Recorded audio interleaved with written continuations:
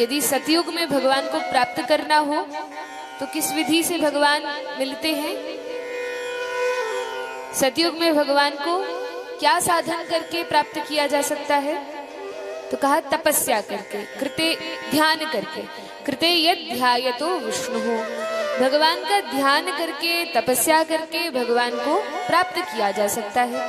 इसलिए हम देखते हैं कि सतयुग में जो भक्त हुए, उन्होंने जब ध्यान किया, तपस्या की, तब भगवान के दर्शन होते हैं और वे भगवान को प्राप्त करते हैं। लेकिन फिर त्रेता आया। त्रेता में न तो इतनी आयु ही रह गई और न इतना सामर्थ्य रह गया कि इतने लंबे समय तक, दिव्य सहस्त्र वर्षों तक तपस्या की जाए। तब त्रेता में यज्ञों के द्वारा, अनुष्ठानों के द्वारा भगवान को प्राप्त किया गया।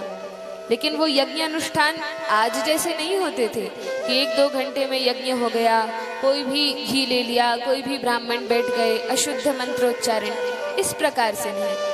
जब शुद्ध मंत्रोच्चार पूर्वक शुद्ध देशी गाय का घी प्राप्त होता था, फिर अनेक वर्षों तक ये यज्ञ चला करते थे। 1-2 दिन के ये यज्ञ नहीं हुआ करते थे, कई वर्षों तक ये यज्ञ चलते थे, अनुष्ठान होते थे। कई शुद्ध पवित्र ब्राह्मण इन यज्ञों को करवाते थे और तब उन यज्ञ में देवता साक्षात प्रकट होते थे, तब वह यज्ञ पूर्ण होता था। लेकिन फिर द्वापर आया, लोगों की आयु और घट गई, सामर्थ्य योग्यता और कम हो गई, और तब किस प्रकार से साधन किया जाए? तो अलग अलग युगों के लिए अलग अलग साधन होते ही हैं।